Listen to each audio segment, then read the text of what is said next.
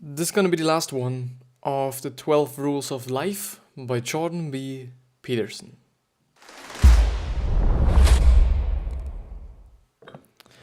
Yeah, fucking pumped to be here again, and I actually see in the background there is nothing. Which is fine, because we're actually going through the 12 Rules of Life by Jordan B. Peterson again, and this is gonna be the last one, as I actually would have said or should have said in the intro.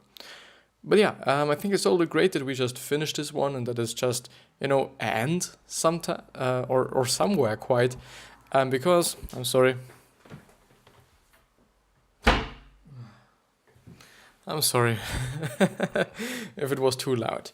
It looks so clean in the background. It really looks so clean and I like it. I really like it, with my white shirt. This is not as clean as it should be. Now it's cleaner. It's pretty great. It's pretty great. So yeah, I hope you have a wonderful day, or you had a wonderful day, or you will have a wonderful day and or night. And yeah, I don't want to lose any more time and still or just go into the summary. And you can actually see it now in the background, which is great. Which is fairly great. What?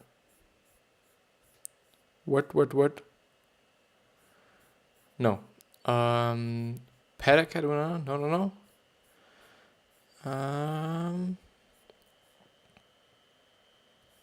Leave children alone when they're skateboarding was, I guess, the last thing. The flaws of complete equality is also something that we went through already. I'm hoping that it isn't just two less that I'm just now having to go through. This would be fucked. Well, I would just talk about certain things then. And this would be nice anyway, so it's gonna be nice. No matter what there's coming, or no matter what there's up. The problem that I'm now facing is that I actually do not know where I actually have stopped.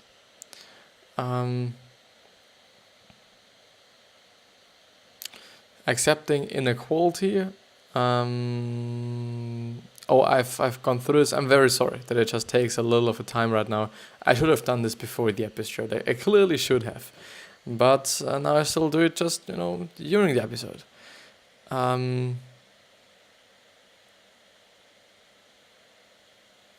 There's something we haven't gone through yet.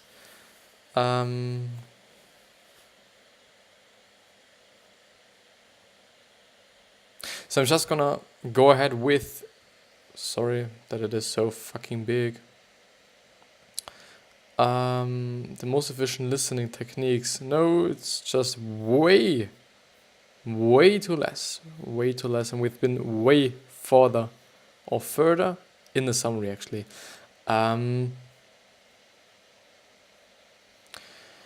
Sorry, I lost it again. So, within gender, Peterson maintains there are clear biological differences between man and woman. So if you're just new to this episode and especially new to the podcast, my name's Christopher Walch. I'm a 17, actually now 18-year-old graphic design student from Austria. And I'm pretty pumped to be here again with you, actually going through this great summary and actually finishing it on all these things. It's just great to be here. It's just great to making these episodes. It's just great to kind of provide value for people outside there who may just need what I'm quite talking about today. Would be nice. It would just make me so happy if I can help somebody. And it would not be nice if there's actually someone that needs my stuff, because this would just show me, okay, there is some... Yeah, well, it doesn't have to be that negative. So yeah, this is 12 Rules of Life by Jordan B. Peterson, as I said, for the fourth time right now, I guess. But it is quite all about equality and inequality, and why Jordan B. Peterson actually thinks that complete equality is something that will never ever happen, and that there actually are people who somehow kind of just, I do not want to say that they don't know it, but it kind of seems to be like, okay, they do not wanna know that there are some inequalities when it comes to just man and woman on a biological base, which is completely common sense, I guess. I do think that everybody knows, okay, women have a completely different biological structure and or DNA and whatsoever than men have. Completely different may not be just, the right word, but it is definitely different, because I cannot give birth to, I'm sorry,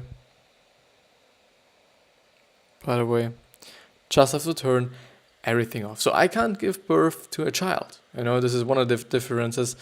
And one of the other differences that, women do not have such a beard as I will have, or I am having, as you can see by my quite shitty beard. So men tend to be more interested in things, while women are more interested in people. Men are more disobedient and women are more agreeable. The variation among individuals is very high, which is completely true. No matter, if it is a woman or if it is a man, it could still just act quite a different way. There are certain, and this is actually something that I pointed out in the last episode as well, there are certain men who just look feminine, and there are just still women who look just very masculine. It is just because we are all different. We are all individuals. We all act differently. We all think differently. We all look differently.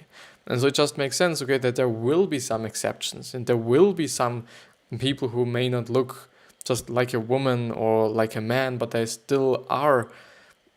There still be such people. And it does make sense, because we are all individuals. Actually, something that I do really like to point out, because I guess it's somehow not explains, but it says a lot. It says a lot about maybe what I'm thinking about or how I'm thinking about certain things. So the most adjective of one gender is more adjective. So the most, in brackets, adjective of one gender is more adjective than the average person of the other gender, but the general trend is true. And in societies with more social freedom, for example Sweden, the gender imbalance in certain professions is magnified. When it gets down to it, even with equal opportunity, what if women just want to nurse and teach more than men, and men want to design bridges more than women? Should we force equality in ways that wouldn't naturally arise? What are the costs and benefits of this type of policy? I'm just having to be sure that it's not too much, that I'm actually not going through something because I actually think that I've gone through something very, very similar to that, and I just really wanna finish this one today, and I still know that I just really like to take my time and really like to talk about certain things and go very in detail and such things and kind of drift away a little bit maybe, which is okay, it totally is okay, but it doesn't really help me with actually finishing this one.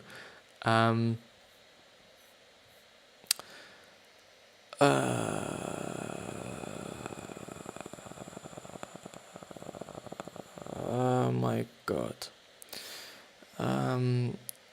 So the idea that gender is constructed used to exert power has led to continuous, Peterson calls, unfair attacks on men, which is also, which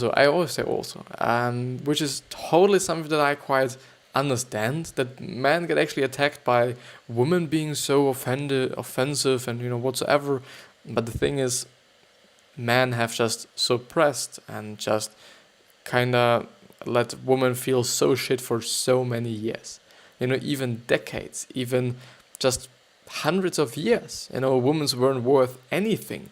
And then men are like, it just offends me that these women just call all men, so, I don't know, rapists or something like this. I understand this. I totally understand that it's just something that's offensive, and it is offensive, But just think about the other side, and just think about how it would be just being a woman. Just, step into another shoe. Or in other shoes, to be honest. Men accomplishments are considered unearned due to their privilege by being born males. Their ambitions make them plunderers. Men are attacked as oppressors when there is little historical evidence that the patriarchy was deliberately designed by men to subjugate women and assert dominance. Instead, Peterson raises consideration of another possibility, that women by nature of sexual specification have to bear children, and that when they get pregnant they need more protection than usual. In a time when humanity faced many more existential threats, with higher probability of death and higher risk inherent in unwanted pregnancies, and different legal treatments of man and woman may have arisen. It somehow makes sense.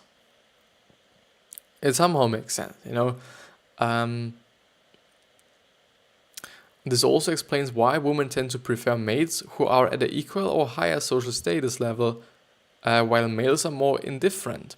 This is true across cultures. This leads to the unfortunate depletion of possible mates for high status women. Women who have to care for infants don't want an adult male baby to look after as well. Which makes sense, but what about men? I didn't just understand what he pointed out there. So while males are more indifferent, does this mean that they just somehow like something? Oh, they just don't care. They just don't care. Now I could just say something very offensive. Not gonna do this. I'm really not gonna do this. So in 12 Rules for Life, Peterson wants society to be amenable. It's amenable to the idea that boys and men want to prove their competence to friends and to romantic partners. Boys want to skirt at the edge of danger, where life is challenging enough to grow. This is why friends tease each other and have hazing rituals, subjecting newcomers to social stress.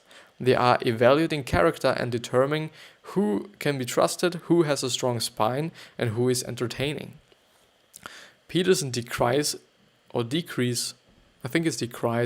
the neutering of male independence in the sake of gender equality, which instead breeds parental dependence and later social weakness. If men are pushed too hard to feminize, they will still feel their biological urges and will lash out in other ways, like adhering to violent, fascist ideologies. Men have to toughen up, men demand it, and women want it.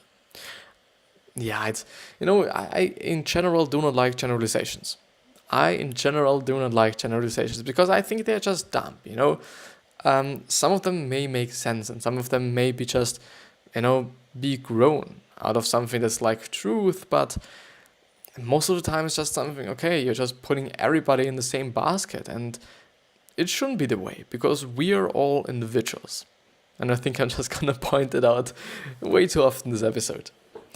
We are all individuals, and I think this is something that a lot of people, also me, do just have to just think about more often, also in terms of, okay, how people behave, some behave like this and some behave like that, and you shouldn't judge because it's just their way to live their life, and that's okay. You're living your life your way, they are living their life their way. It's okay, unless, somebody comes up and is very unhappy and just, cries at you that they're unhappy and nothing is great. Don't care, if they want tips, you should totally give them tips and just tell them, okay, maybe this is quote unquote wrong. It's for sure not wrong what you're doing, or you could do this better or whatever. But if they don't, just give a fuck. Don't give a fuck. Somehow, I'd say.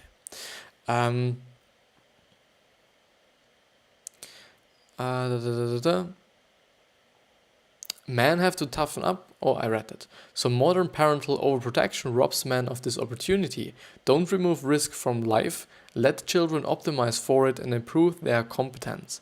Let boys and girls push against authority and toughen up to do some seemingly dangerous things. Leave children alone when they are skateboarding. Now in brackets, frankly, I haven't heard much of what Peterson is railing against. The feminization of boys and restriction of their independence.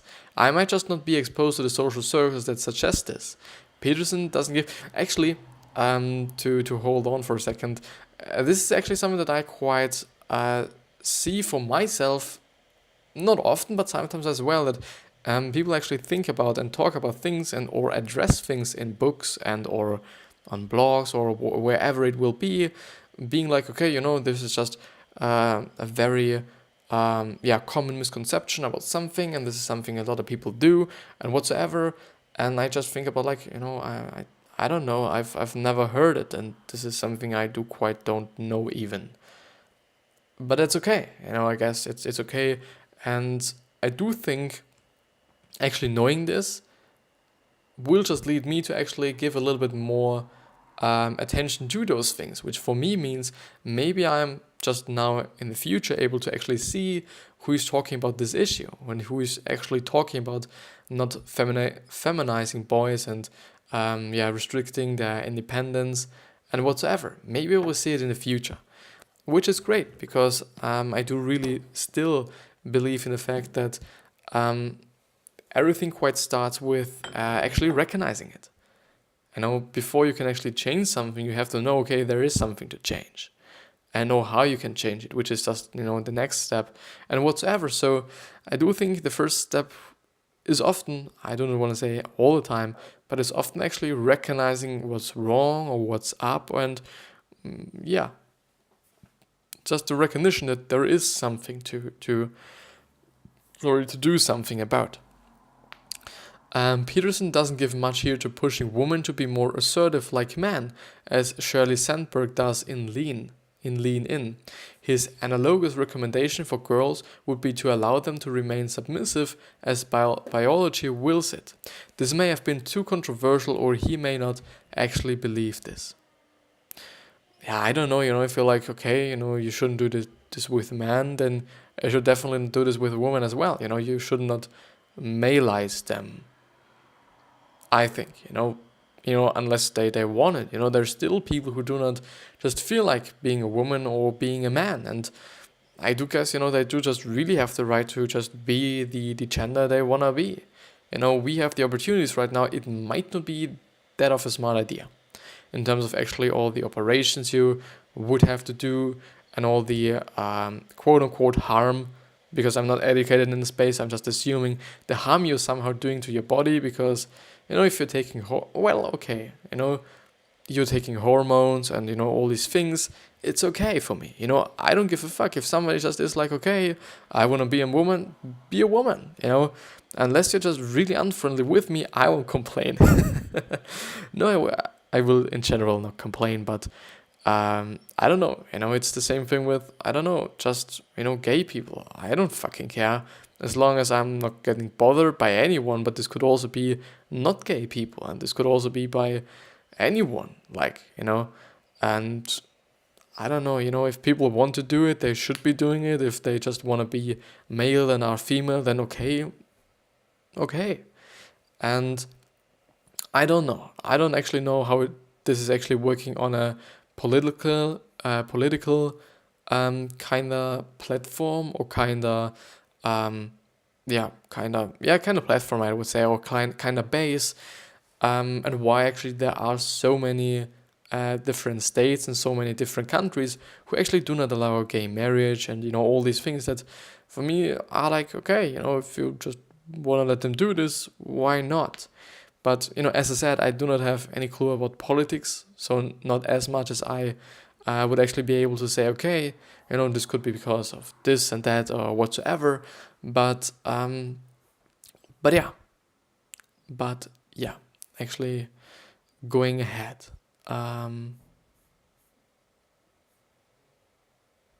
So rule 12, pet a cat when you encounter one on the street, which is actually one of the rules that I enjoyed the most.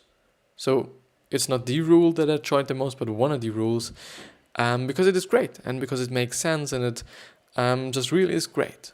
But yeah, so suffering in life is guaranteed. It totally is. And I actually don't think it's too bad. It just gives you the contrast, and I often speak about that contrast. It gives you the contrast to actually having not such a good life and actually seeing, okay, it could be worse. It could be way worse than it is now, which is somehow great. If it is just too much, it is completely not good, and this is totally something that's clear. But yeah. And it is obvious from everyday life. Outcomes are unequal. People are born with different abilities. Some people get worse treatment than others, and Peterson's daughters suffered from unexplained juvenile rheumatoid arthritis for decades, enduring years of chronic pain and risking amputation, which is fucked up. There is little more to question the sanity and justice of the world than having an ill child. What kind of God would allow this to happen? Which is, I think, just a question to the book, because someone, the author who just actually wrote the book, is quite into Christianity and quite religious, I guess, because there are also some things in the book which are about like God and all these things. So maybe this is like a very, very it's not funny, and it's funny is the right word. So one response to this, as stated above, is to hate your God or the universe for these outcomes, which actually seems to be not the best thing to do. And if you want to know more about this, actually go to the alancheng.com, so Alan with double L and Cheng with CHENG.com website, and there you can totally, for free, view this very, very, very detailed summary. It is just great, and I'm not getting paid for anything that I'm saying here. If somebody might be thinking this with my 15 subscribers and actually 0 podcast subscribers, it's not the case. It totally is not. And it's just a great website. It's just a great website that I enjoy being on and I enjoy learning on. And so I just want to give it to you. This is all that I want to do.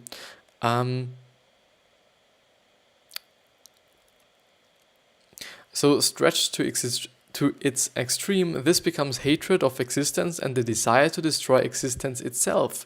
When practiced, this leads to genocide and mass murders.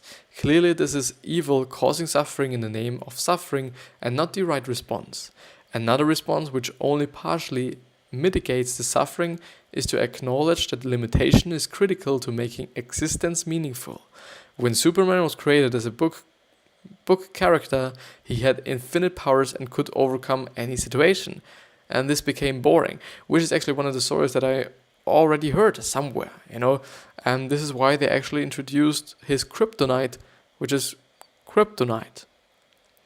It's actually, isn't it quite funny? I don't know if kryptonite is actually completely another just word, or it came from another place, or if it actually got just made, or if it actually got official just by the Superman movies or by the Superman character. This would actually be nice to know, if kryptonite as such, so just saying like, this is your kryptonite or this is my kryptonite or whatsoever, or if is this actually official? I'll just go on. This became boring. There was nothing for him to struggle against, so he couldn't be admirable. No lesson for him to learn, so he couldn't grow. They had to make him weak to kryptonite to make his stories anywhere near interesting. Peterson could have wishes for her daughter to have an indestructible metal skeleton or an inhumanly high threshold to pain. But then her daughter would be changed to a different person, even a monster. What can be loved about a person is inseparable from their limitations. They are also copying machines from dealing with suffering. Segregate worrying about the problem to a predetermined schedule, not at night or as you can't sleep, then promise not to think about the problem outside scheduled times. This conserves your strengths and allows you to deal with the rest of life, which doesn't care what problems you are facing. And notice little bits of goodness that make existence tolerable and even justable. See the girl splash happily into a puddle with her rain boots, enjoy a particular good coffee or book or conversation, and pet a cat when you run into it. I do actually want to go through the segregate worrying about the problem to a predetermined schedule paragraph. So I'm now reading it again because it for me seems like I didn't understand it. I really did not. So there are also copying mechanisms for dealing with suffering. Segregate, which is something I don't know, Okay, worrying about the problem to a predetermined schedule, not at night or else you can't sleep, then promise not to think about the problem outside scheduled times.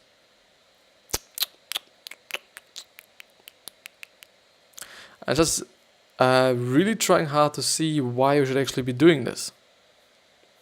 But I don't know. I actually don't know. I really don't know.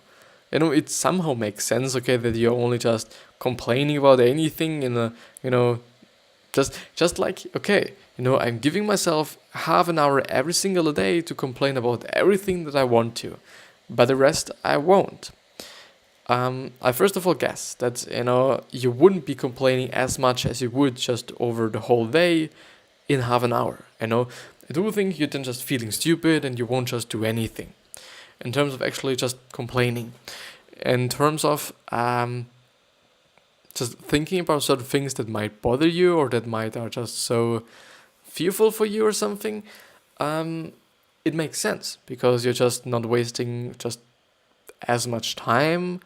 And I also think that if you're just thinking about it consciously, that you're actually thinking about it consciously in terms of, trying to solve the problem, trying to see the problem and recognizing it, I do guess there's a lot done already, quite. If you just see it, analyze it, try to do something against it, see what you could do and whatsoever, and then maybe you actually realize, okay, there's nothing to change. There's quite everything okay. And there's actually, nothing to worry about. And this would then be nice. This would really be nice. So, Coda, what shall I do with my newfound pen of light? This 12 rules for life summary ends with Peterson's questions and answers about life he wrote to himself. They are a useful summary of the spirit of the book. What shall I do tomorrow? The most good possible in the shortest period of time. Makes sense. And I do think I could use some of them, which is always great, and which is totally something I should be doing during the episodes, actually writing all the thoughts down that I think are important or just, worth writing down quite. So what shall I do the next year? Try to ensure that the good I do then will be exceeded only by the good I do the year after that. What shall I do to my life or with my life? Aim for paradise and concentrate on today. Aim for the highest future goals, but focus on the concerns of the moment. Makes sense. Do not think about the concerns you might have in the future, because they aren't there yet. It would make sense, and you would just, get crippled by thinking like, okay, this could happen, and that could happen. If I'm doing this could happen, and whatsoever.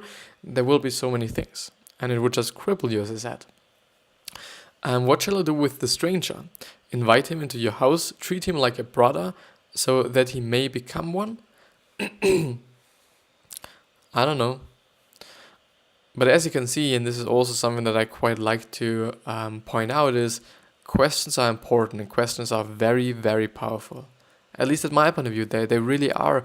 I do think if people would just, ask themselves more questions about everything, whether it be just about friends, family, life, money, and whatsoever, I do think that a lot could be changed and a lot could have changed.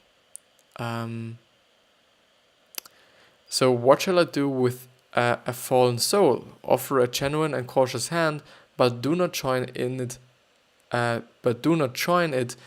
the mire. What shall I do with the world? Conduct myself as if being is more valuable than not being. What shall I do with the torn nation? Stitch it back together with careful words of truth.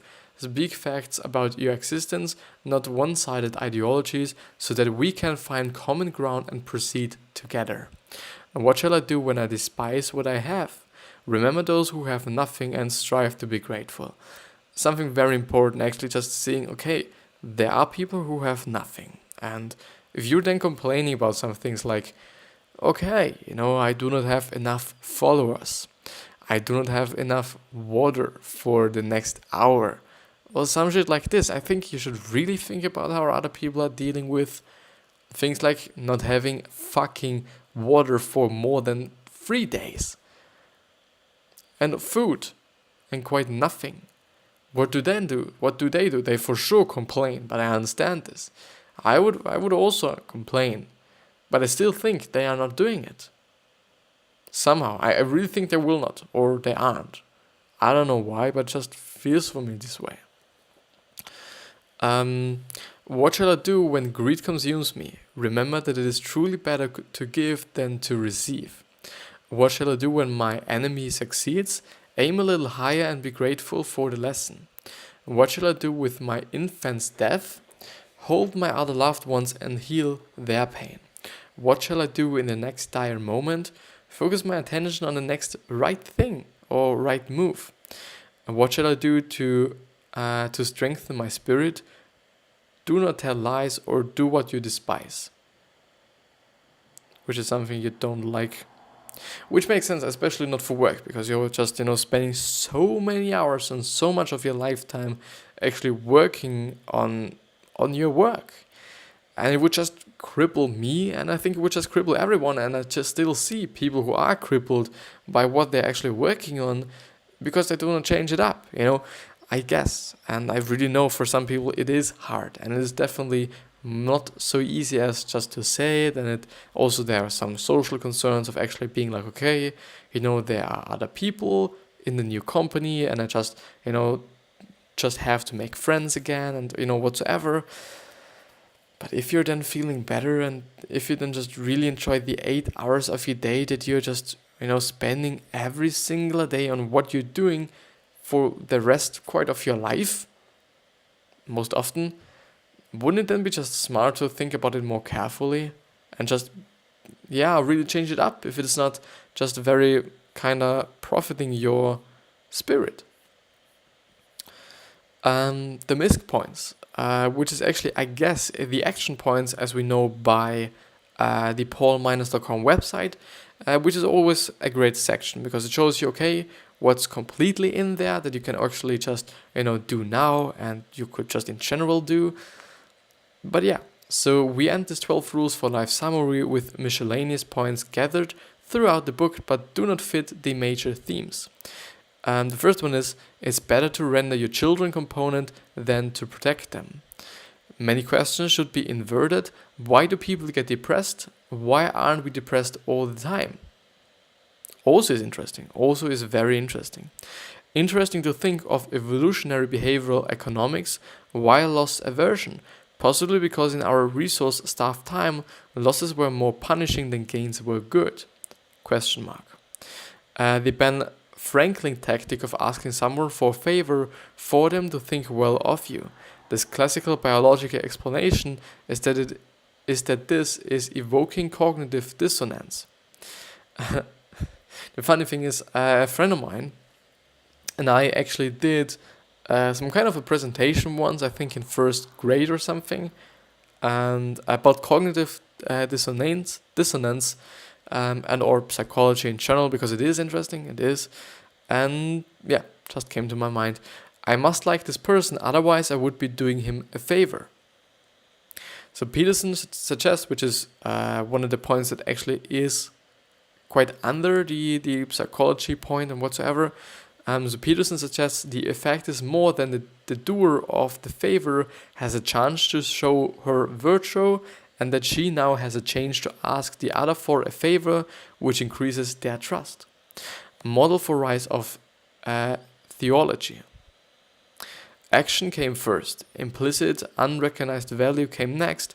People observed the successful succeed and replicated their behavior. The behavior becomes passed down on common wisdom and distilled into narratives and or rituals. Christianity's salvation through faith, not works, was meant to equalize humans so that kings couldn't claim greater salvation than commoners. It is also likely, which is in brackets by the way, that the effect of strengthening conviction of the lowliest people who otherwise would bemoan the chances of getting into heaven. An idea uses the human psyche and body as a vessel for action. In this way, it is like a virus. Dawkins talks about this. Changing behavior often requires an act of faith. without proven results to kick off a virtuous cycle. Christianity and belief systems may give this to break the activation energy barrier. Social reformers frequently don't like the poor, they just hate the rich. Well, okay. So if you can't understand why someone did something, look at the consequences and interfere the motivation. And people who are too agreeable can get resentful when they don't get the recognition they think they deserve. They don't ask for what they want, because if they cared about me, they wouldn't know what to do. This is toxic thinking. Instead, speak up for yourself, gather evidence, and stand fast. Effective rhetorical techniques used by Peterson distill the concepts into single easy behaviors, in brackets rules, that can have virtuous cycle effects. Connect the teaching loosely with inspirational speech. To stand up straight with your shoulders back means building the ark that protects the world from the flood, and thus strengthened you may be able to stand even during the illness of a loved one, and allow others to find strength alongside you when they would otherwise be overwhelmed by despair. It just sounds invigorating, even though it is not rock solid logically.